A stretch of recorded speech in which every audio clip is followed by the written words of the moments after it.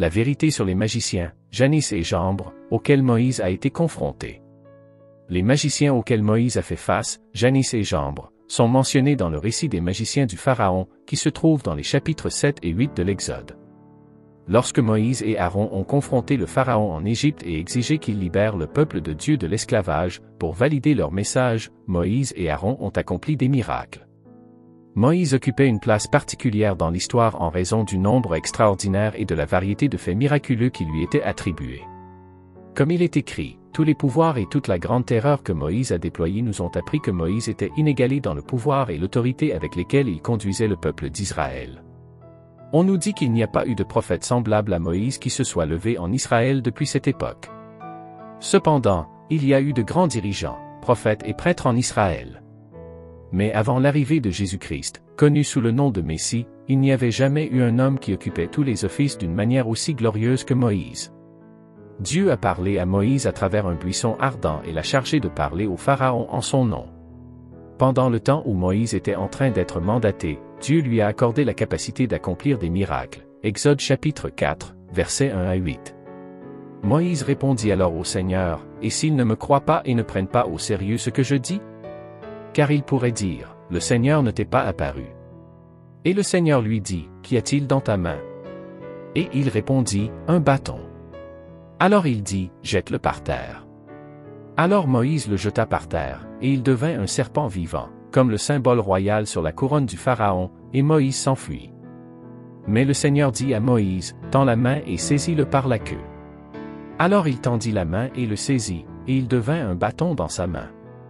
« Tu feras cela, dit le Seigneur, pour que les anciens croient que le Seigneur, le Dieu de leur père, le Dieu d'Abraham, le Dieu d'Isaac et le Dieu de Jacob, t'est apparu. » Le Seigneur lui dit aussi, « Mets ta main dans ton sein. » Il mit donc sa main dans son sein, et quand il la retira, sa main était lépreuse, aussi blanche que la neige.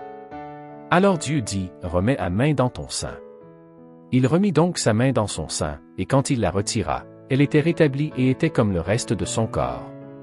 S'ils ne croient pas en toi ni ne prêtent attention aux preuves du premier signe, ils pourront croire aux preuves du. Le deuxième signe, même avec les miracles de Moïse, il a fait face à l'opposition de Janis et Jambre. Dieu donna à Moïse et Aaron l'instruction de se munir du bâton d'Aaron lors de leur première rencontre avec le roi. En jetant le bâton d'Aaron par terre, Dieu était conscient que le Pharaon demanderait un signe.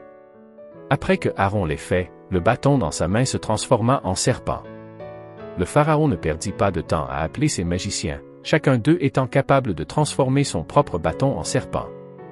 Le serpent d'Aaron avala les serpents utilisés par les magiciens, ce qui a dû être interprété comme un avertissement menaçant pour la cour du Pharaon, Exode chapitre 7, versets 8 à 13. Maintenant, le Seigneur dit à Moïse et Aaron, « Quand le Pharaon vous demandera de faire un miracle pour prouver votre autorité, vous direz à Aaron de prendre son bâton et de le jeter devant le Pharaon pour qu'il devienne un serpent. » Moïse et Aaron se présentèrent donc au Pharaon et firent exactement ce que le Seigneur avait commandé. Aaron jeta son bâton devant le Pharaon et ses serviteurs, et il se transforma en serpent.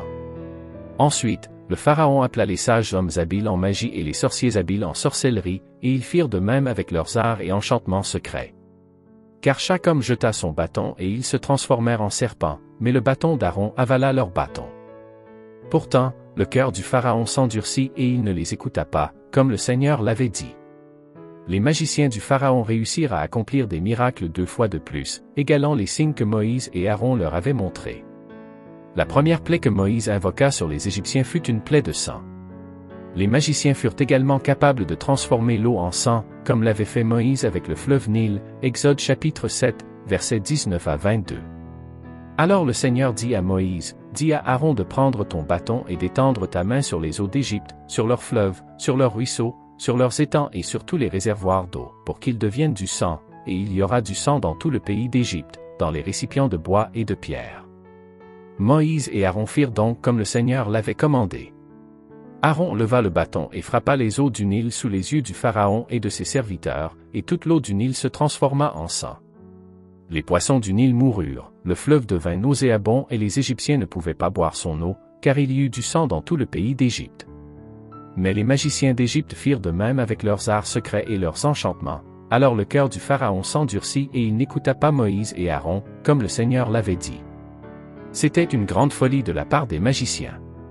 Les plaies étaient des malédictions de Dieu, mais au lieu de tenter de les inverser, ils décidèrent de transformer encore plus d'eau en sang, ajoutant ainsi à la malédiction de leur peuple. Tel est le chemin des arts sombres. Leur objectif n'était pas d'alléger les souffrances du peuple d'Égypte, le malin cherchait plutôt à montrer sa grandeur plutôt qu'à aider ceux qui étaient sous son emprise. C'était une façon de penser démente, et hélas, ils ne firent rien pour aider leur peuple.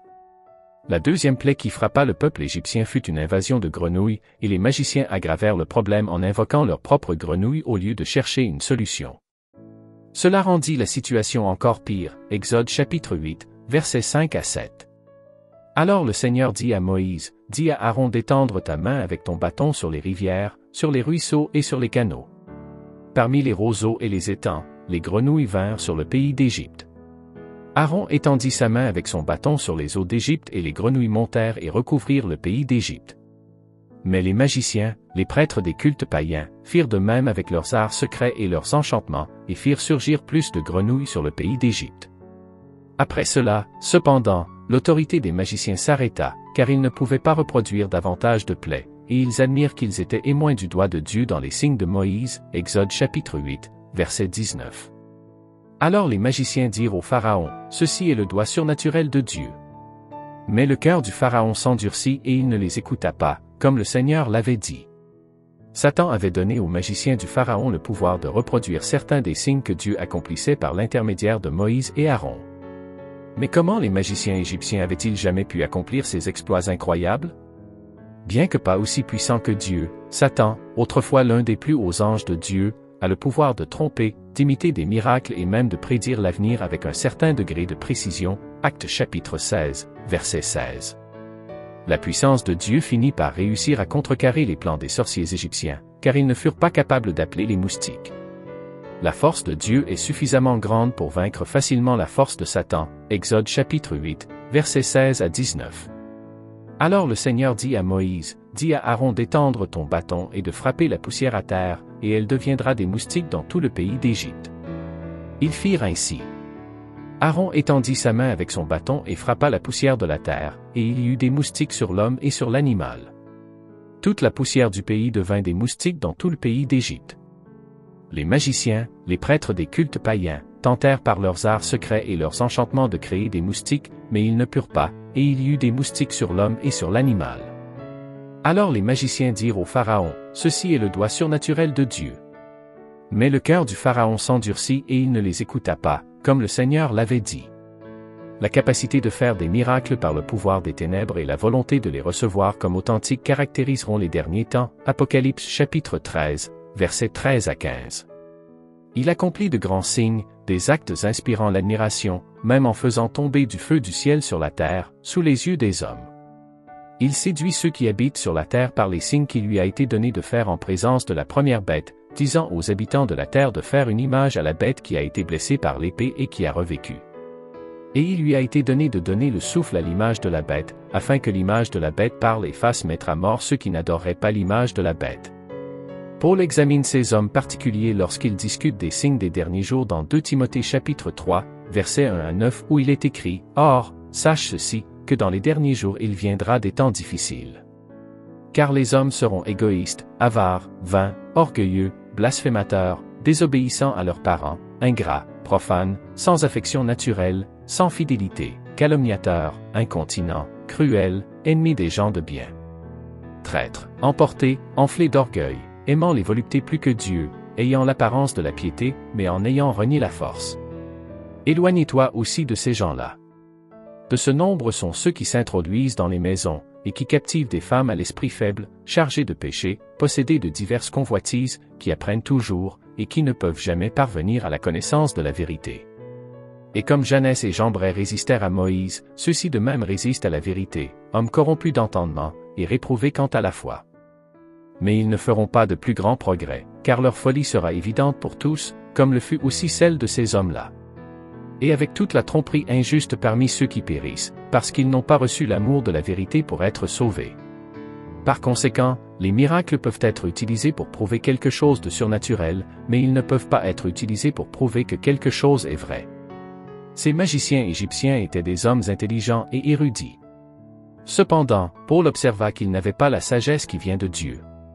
Certains d'entre nous sont émerveillés par tout pouvoir spirituel réel, bien que nous considérions attentivement qu'un réel pouvoir peut avoir une source sombre au lieu d'une source divine.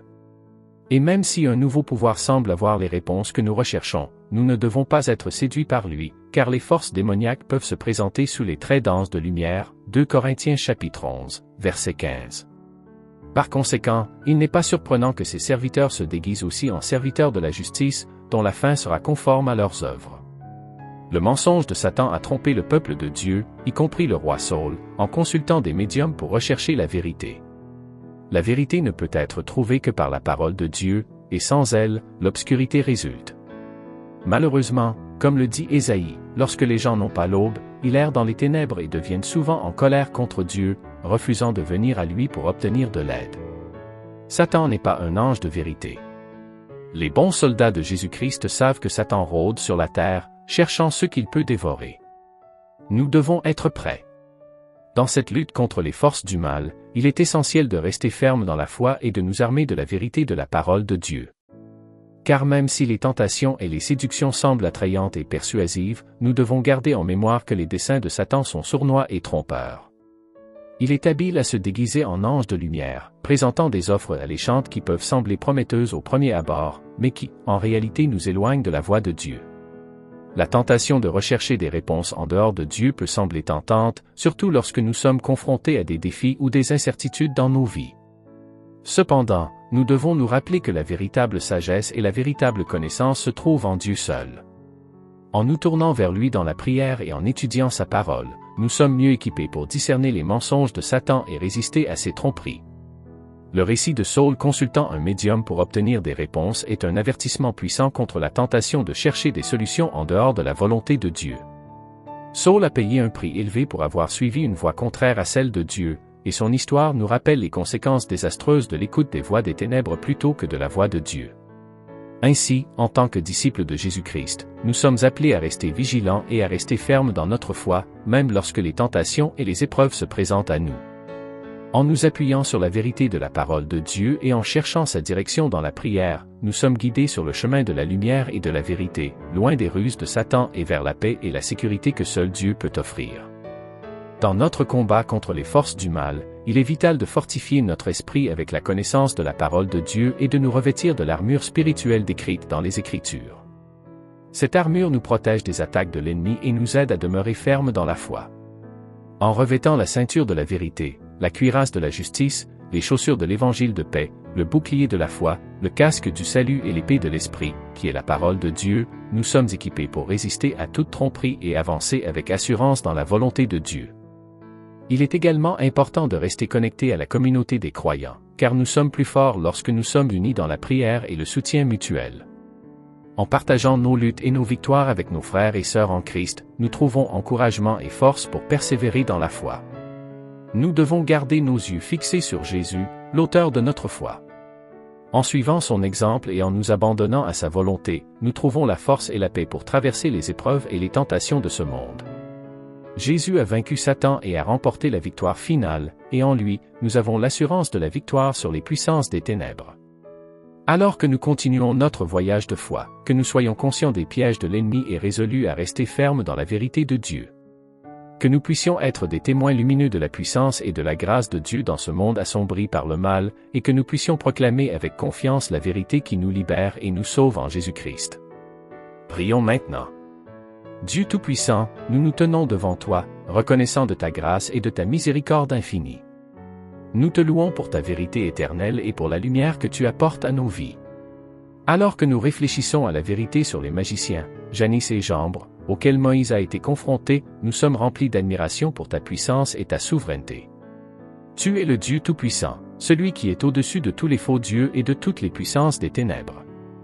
Dans ta parole, tu nous rappelles que même lorsque l'ennemi se dresse contre nous, tu es avec nous comme un bouclier protecteur. Tu nous exhortes à revêtir toute l'armure de Dieu, afin que nous puissions tenir bon contre les ruses de l'ennemi. Nous te prions, ô Dieu, de nous équiper de ta vérité, de nous revêtir de ta justice et de nous fortifier par ta parole. Que nous puissions résister fermement à toutes les tentations et à toutes les tromperies de l'ennemi, sachant que tu es avec nous et que tu nous conduis dans la victoire. Seigneur, nous te demandons de nous accorder la sagesse pour discerner la vérité des mensonges, et la force de rester ferme dans notre foi en toi. Que nous puissions être des témoins lumineux de ta vérité dans un monde obscurci par la tromperie et la confusion. Nous te confions nos vies, nos familles et nos communautés entre tes mains fidèles, sachant que tu es notre rocher et notre refuge, notre force et notre défenseur. Au nom de Jésus-Christ, notre Sauveur et Seigneur, nous prions. Amen.